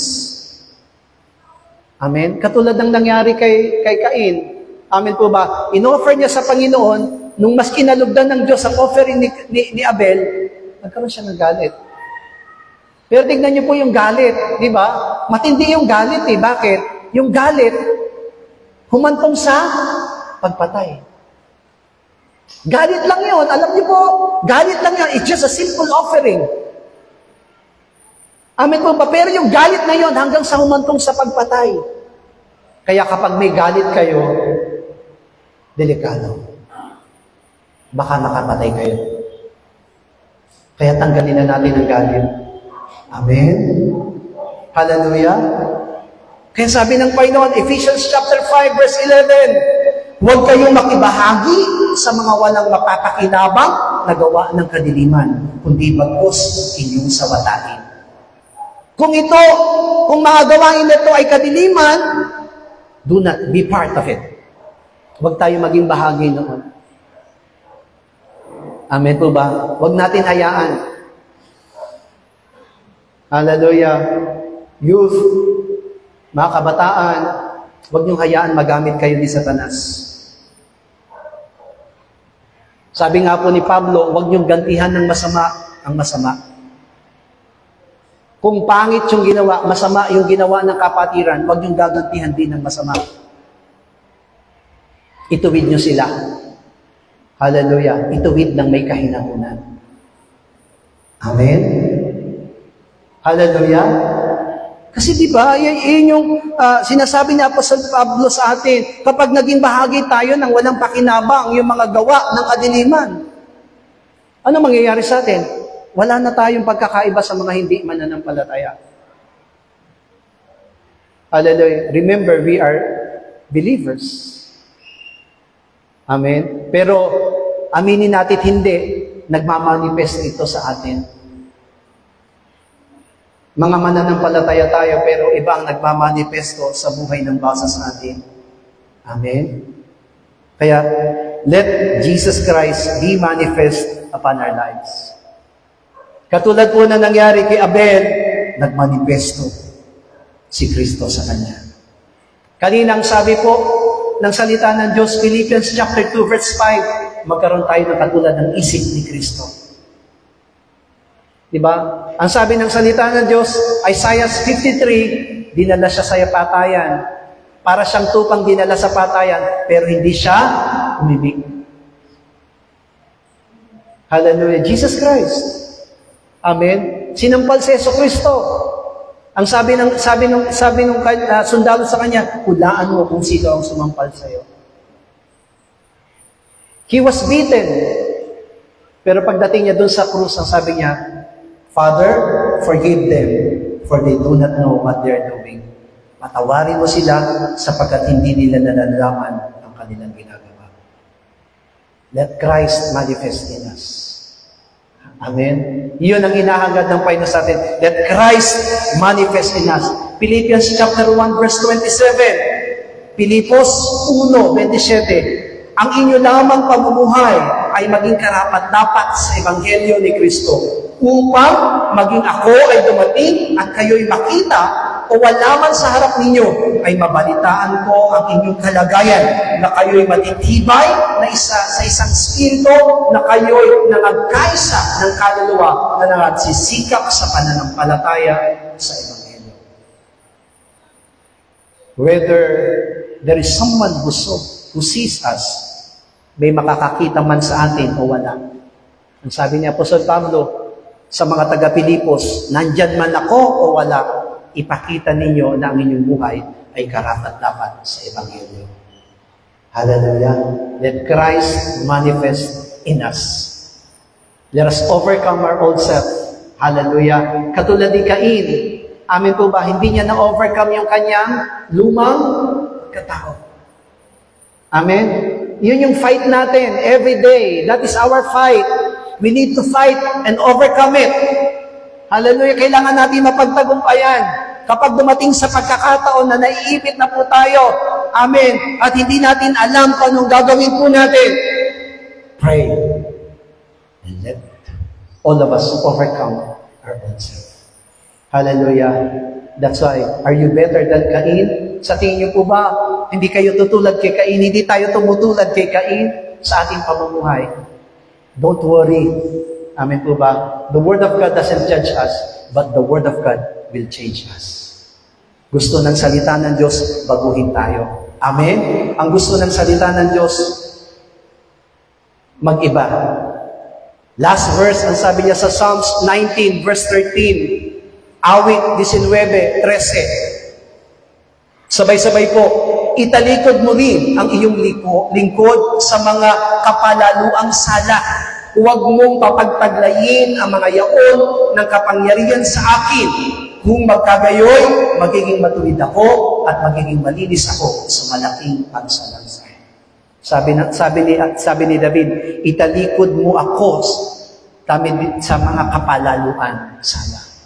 Church, wag natin hayaan. Amen.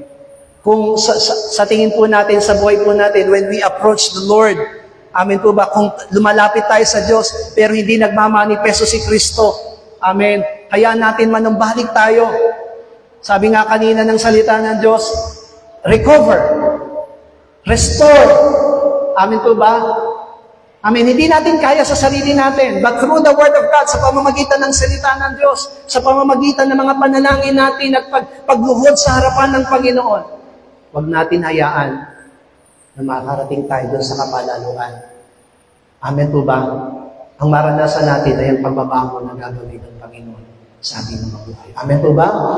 So, sa oras mong ito, let us shout, "Oh my soul, overcome." At katulad po na nangyari doon kay Cain, maging katuruan sa atin yon. If he doesn't overcome, pero tayo, mag-overcome tayo at magiging matagumpay tayo laban sa ating lumang pagkatao at magiging katulad tayo ni Abel na magiging as we offer to the Lord, we will manifest Christ sa buhay ng Lord sa atin. Oh my soul, overcome, and let us pray.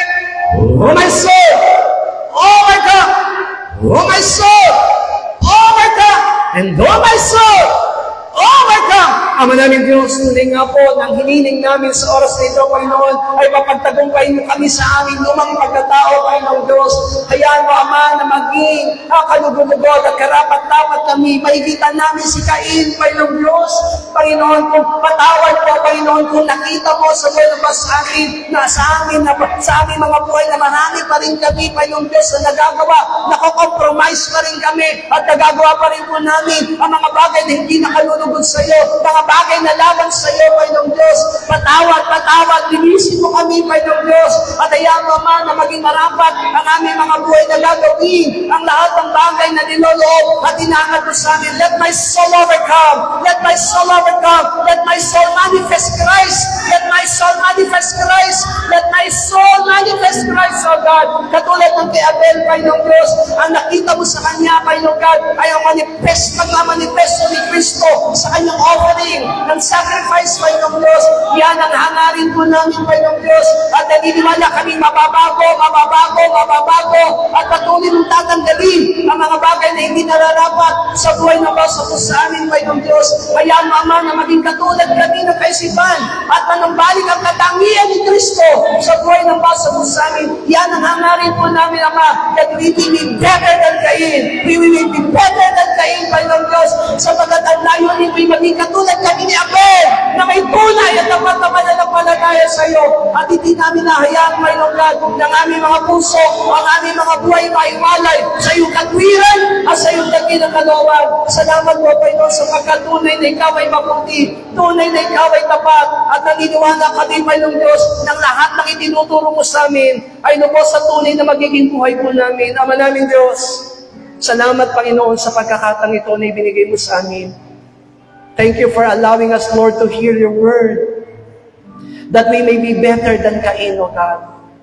Hayaan mo, O Diyos, na kung ano man ang naging pagkukulang namin sa mga nakalipas na araw, hayaan mo makabawi kami sa mga darating na araw. Hayaan mo, O Diyos, na makita mo sa amin at magmanipesto ang kaisipan at katangian ni Kristo sa buhay ng bawat sa amin.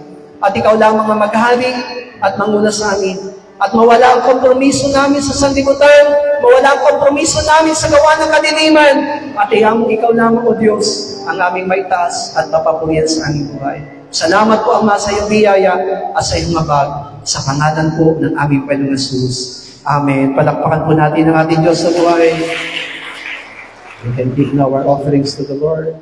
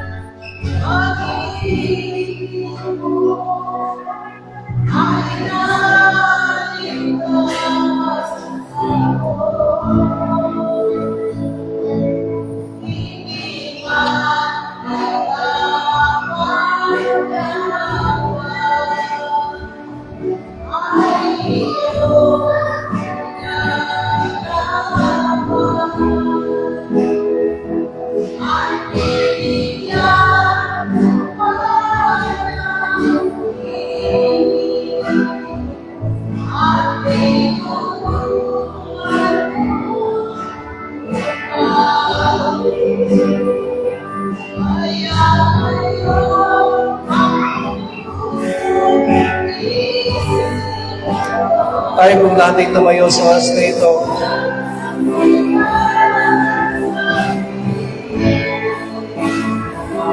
Ang pagpupulit pa sa salamat ay sa iyo lamang nararapat ang tunay na kawin ng pagsamba sa iyo lamang.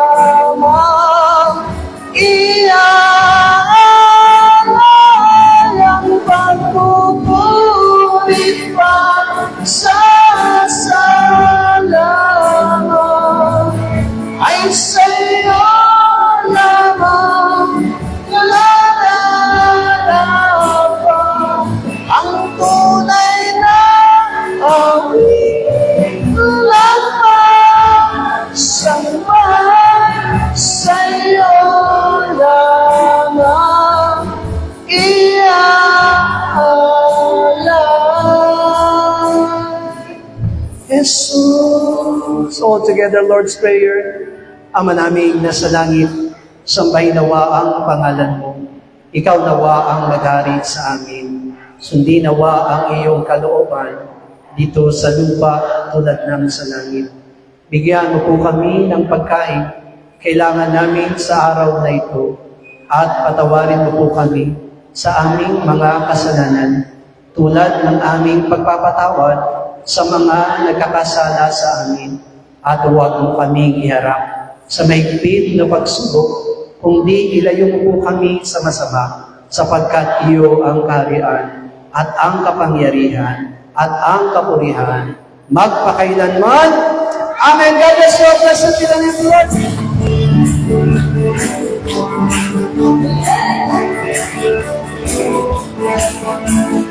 Blessed be the name, blessed be the name, blessed